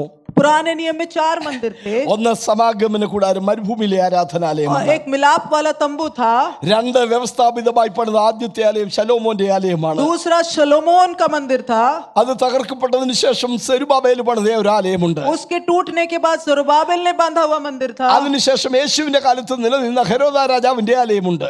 उसके बाद यीशु के समय में जो था हेरोदा का मंदिर था। ആ 4 ആലയങ്ങളും പണിതത് മനുഷ്യരാണ്. और वो 4 मंदिर मनुष्य ने बनाए। ആ പണിയൊക്കെ ഒരു നിശ്ചിത കാലഘട്ടം കൊണ്ട് പണി പൂർത്തീകരിച്ചു. कुछ समय के बाद उसका काम पूरा हुआ। മനസ്സിലാവുന്നുണ്ടോ? आप समझ रहे 7 हैं? വർഷം കൊണ്ടോ 16 വർഷം കൊണ്ടോ ഒക്കെ ആ പണി പൂർത്തീകരിച്ചു. 7 साल 16 साल में काम खत्म कर दिया, പിന്നീട് അതിന് വളർച്ചയില്ല. फिर वो बढ़ता नहीं है, പിന്നീട് അതിന് അറ്റകുറ്റപ്പണി ചെയ്യാനുണ്ടാവാം. और फिर हो सकता है कि मरम्मत करे, പക്ഷെ ദൈവസഭയാകുന്ന പണി लेकिन कलीसिया का जो काम है, 1 തിമോഥെയോസ് 3:15 पहले तिमुथियुस 3:15, താമസിച്ചു പോയാലോ वो अगर देरी भी हो जाए, സത്യത്തിന്റെ തൂണും അടിസ്ഥാനവുമായി ജീവനുള്ള ദൈവത്തിന്റെ സഭയാം ആലയത്തിൽ നടക്കേണ്ടത് എങ്ങനെയെന്ന് നീ അറിയേണ്ടതിന് यदि मेरे आने में देर हो तो तू जान ले कि परमेश्वर का घर जो जीवितों परमेश्वर की कलीसिया है और जो सत्य का खंभा और नींव है, उसमें कैसे बर्ताव करना चाहिए। Hallelujah, hallelujah. Hallelujah, praise the Lord. 5ാമത്തെ ആലയമാണ് സഭയാമാക ആലയം. ये 5वां जो मंदिर है ये कलीसिया है। പഴയ നിയമത്തിലെ ആലയമൊക്കെ ഒരു നിശ്ചിത വളർച്ച കൊണ്ട് തീരുകയായിരുന്നു. पुराने नियम के जो मंदिर है कुछ समय बाद बढ़ना बंद होता है, പണിയെ കുറിച്ചുള്ള 3ാമത്തെ പദം और ये काम निर्माण के बारे में तीसरी बात എഫെസ്യർ 2:21 एफेसियों के 2:21 में है। 21 ആ വളരുന്നു, और वो बढ़ता जाता है। ഒന്ന് പണിതിരിക്കുന്നു. पहला बनाकर खत्म कर दिया, ക്രിസ്തുയേശു എന്ന മൂലക്കല്ലിന്മേൽ നിങ്ങളെ പണിതിരിക്കുന്നു. और यीशु मसीह जो नींव और कोने के सिरे का पत्थर है उसके ऊपर तुमको बनाया है। അടിസ്ഥാന പണി കഴിഞ്ഞിരിക്കുന്നു. उसके नींव का काम हो चुका है, പണിത് വരുന്നു. दूसरा बनाया जा रहा പണി है, തുടരുകയാണ്. काम जारी है, ആത്മാവിനാൽ ഒന്നിച്ചു പണിത് വരികയാണ്. आत्मा के द्वारा एक साथ काम चल रहा है, നിങ്ങളെയും ചേർത്ത് പണിയുകയാണ്. आपको भी एक साथ जोड़कर बनाया जा रहा है, പണിക്കാരെ ഉപയോഗിക്കുകയാണ്. और उस काम के लिए हम सबको उपयोगी कर रहे ആ हैं। പണി സ്റ്റാഗ്നന്റ് അല്ല, നിശ്ചലമായതല്ല. वो काम रुका हुआ काम नहीं है, അത് വളർന്നുകൊണ്ടേയിരിക്കുന്ന वो ഒരു जारी है, ജീവപ്രസ്ഥാനമാണ്. उन्नति पा रहा है, സഭ വളർന്നുകൊണ്ടിരിക്കുക. कलीसिया बढ़ता जा रहा है। ലോകവ്യാപകമായി ദൈവസഭ വളർന്നുകൊണ്ടേയിരിക്കുകയാണ്. दुनिया के अनेक भाग में कलीसिया बढ़ती जा रही है। നമ്മുടെ നഗ്ന നേത്രങ്ങൾക്കുള്ളത് കാണാൻ കഴിഞ്ഞെന്ന് വരത്തില്ല, हमारे नंगे आंखों से शायद देख ना पाए, പക്ഷെ ദൈവസഭ വളർന്നുകൊണ്ടേയിരിക്കുകയാണ്. लेकिन कलीसिया बढ़ रही है। സഭ 3 രീതിയിലാണ് വളരുന്നത്. വളരുന്നത്. कलीसिया 3 तरीके से बढ़ती है. ഒന്ന് അംഗസംഖ്യാപരമായി വളരും. एक अपने सदस्यों के नंबर से बढ़ता है, ന്യൂമറിക്കൽ ഗ്രോത്ത് ആണത്. गिनती में बढ़ती होती है. രണ്ട് ഘടനാപരമായ വളർച്ചയാണ്. दूसरा उसके व्यवस्था में या उसके അത് संरचना में സ്ട്രക്ചറൽ बदलाव, ഗ്രോത്ത് ആണ്. उसके संरचना में बढ़ती होती മൂന്ന് है. ആത്മീക വളർച്ചയാണ്. तीसरी आत्मिक बढ़ती है, സ്പിരിച്വൽ ഗ്രോത്ത് ആണ്. आत्मिक उन्नति. ആ ആളുകൾ എണ്ണത്തിൽ പെരുകട്ടെ. और लोग तो गिनती में बढ़ने चाहिए, നല്ല അടുക്കും ചിട്ടയും ഘടനയും ഉള്ളതായി ദൈവസഭ और വളരട്ടെ. अच्छी संरचना और अनुशासन के साथ बढ़ना चाहिए. പക്ഷേ लेकिन ആത്മീയമായി നമുക്കൊരു വളർച്ച ഉണ്ടാകണം. आत्मिक एक उन्नति होना चाहिए. കാലം നോക്കിയാൽ ഉപദേഷ്ടാക്കരായിരിക്കേണ്ടത് നിങ്ങൾ. और समय के हिसाब से देखो तो तुमको गुरु होना चाहिए था. ഇന്നും ചാബല്യമുള്ള ശൈശവാവസ്ഥയിൽ തുടരേണ്ടത്. अभी भी बालकों के समान हो. ക്രിസ്തു എന്ന തലയോളം സകലത്തിലും വളരണം. मसीह जो सिर है उसके डील डोल तक बढ़ना है. വളർച്ച വേണമെങ്കിൽ അതിനായി ഒരു ആഗ്രഹം ഉണ്ടാകണം. और अगर बढ़ना है तो उसके लिए एक इच्छा होनी चाहिए. ക്രിസ്തു എന്ന തലയോളം സകലത്തിലും വളരുവാൻ വാഞ്ചിപ്പിൻ എന്നാണല്ലോ തിരുവചനം പറയുന്നത്. वचन कहता है कि मसीह जो सिर है उस तक बढ़ने के लिए एक इच्छा होनी चाहिए. നമ്മുടെ കുറിവാക്യത്തിലേക്ക് നാം മടങ്ങി വരുന്നു. हमारा जो वचन है उसमें वापस आते हैं. 1 പത്രോസ് 3:18 पहला पत्रोस 3:18. നമ്മുടെ കർത്താവായ യേശുക്രിസ്തുവിന്റെ പരിജ്ഞാനത്തിനും എടുത്തൊരു വായിച്ചാട്ടെ. 2 പത്രോസ് 3:18 दूसरा पत्रोस 3:18. हमारे प्रभु और उद्धारकर्ता यीशु मसीह के अनुग्रह और पहचान में बढ़ते जाओ, उसी की महिमा अब भी हो और युगानुयुग होती रहे. आमीन. പരിജ്ഞാനത്തിലും വളരുവീൻ. ഹല്ലേലൂയ, आमीन. ഹല്ലേലൂയ. हालेलुया. നമുക്ക് വളർച്ച ഉണ്ടാകണം. हमें उन्नति होनी चाहिए. കൃപയിലും പരിജ്ഞാനത്തിലും വളരണം. अनुग्रह और मसीह के पहचान में बढ़ना चाहिए. ദൈവകൃപയിൽ നാം വളരണം. परमेश्वर की कृपा में बढ़ना चाहिए. നിങ്ങൾ ഭൂമിയുടെ ഉപ്പാകുന്നു. आप संसार के नमक हो. ഉപ്പ് കാരമില്ലാതെ പോയാൽ अगर नमक का स्वाद हट जाए പിന്നെ അതിനെ എന്തോന്നും കൊണ്ട് രുചി വരുത്തും. फिर वो किस काम से स्वाद लाएगा. ഒരു ചെറിയ തമാശയാണ് ഇനി പറയാൻ പോകുന്നത്. अभी एक चुटकुला कहता हूँ. ആരോ പറഞ്ഞു പോലും, किसी ने कहा ഉപ്പിന് കാരമില്ല, കുഴപ്പമൊന്നുമില്ല, എന്തോന്നെന്ന് പറയുന്ന ഒരു സാധനം വാങ്ങിക്കാൻ കിട്ടും, എന്തോന്നും കൊണ്ടുവന്ന് ഇളക്കിയാൽ അത് और नमक में अगर स्वाद नहीं हो तो चलेगा, बाजू में किस काम का जो है वो लेके आएंगे. ഉപ്പിന് കാരമില്ലാതെ പോയാൽ नमक में अगर स्वाद नहीं हो അത് പിന്നെ നിലത്തിനും വളത്തിനും കൊള്ളുന്നതല്ല. फिर वो जमीन पर डालने के लिए भी उपयोगी नहीं है. നിലത്തിനും വളത്തിനും അത് കൊള്ളാവുന്നതായി മാറണമെങ്കിൽ अगर वो किसी के लिए उपयोगी हो അതിന്റെ കാരമാണ് അതിനെ ഫലവത്താക്കി മാറ്റുന്നത്. और उसका स्वाद ही उसको उपयोगी बनाता है. നമ്മളിലുള്ള വെളിച്ചം ഇരുളായാൽ ആ ഇരുട്ട് എത്ര വലുതെന്നാണ് തിരുവെഴുത്ത് പറയുന്നത്. वचन कहता है हमारे अंदर जो ज्योति है वो अंधकार बन जाए तो कितना घोर अंधकार होगा.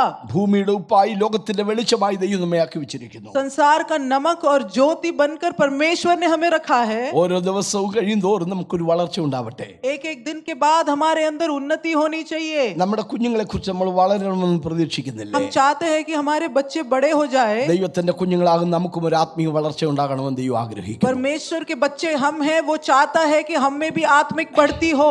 വചനത്തെ ഹൃദയത്തിൽ കൈക്കൊള്ളാൻ നമുക്ക് കഴിയണം. वचन हमारे हृदय में लेने के लिए हमको एक इच्छा होनी चाहिए. വചനത്തിന് പകരം വചനം മാത്രമേ ഉള്ളൂ. वचन के बदले केवल वचन ही है. വചനത്തിന് പകരം വചനം മാത്രമേ ഉള്ളൂ. वचन के बदले केवल वचन है. വചനത്തിന്റെ വ്യാഖ്യാനങ്ങൾക്കും വിശദീകരണങ്ങൾക്കും തെറ്റുകുറ്റങ്ങൾ ഉണ്ടായിരുന്നേക്കാം. वचन के व्याख्यान में और अनुवाद में शायद गलतियां हो, പക്ഷേ സ്വർഗത്തിൽ എന്നേക്കും സ്ഥിരമായിരിക്കും ദൈവത്തിന്റെ വചനത്തിന് മായമില്ല. लेकिन स्वर्ग में जो स्थिर परमेश्वर का वचन है उसमें कोई भी मिलावट नहीं है. ഈ മായമില്ലാത്ത പാൽ കുടിപ്പാൻ, और ये जो शुद्ध दूध पीने के ഈ लिए, വചനത്തിൽ വേരൂന്നി വളർച്ച പ്രാപിപ്പാൻ इस वचन में जड़ बनाकर बढ़ने ദൈവം के लिए നമ്മെയൊക്കെയും സഹായിക്കട്ടെ എന്ന് ആശംസിച്ച് പ്രാർത്ഥിച്ച് ഞാൻ ഈ വാക്കുകൾ നിർത്തുന്നു. ദൈവം നമ്മെ സഹായിക്കും. परमेश्वर हम सबको मदद करे, ऐसे प्रार्थना के साथ मैं समाप्त करता हूँ.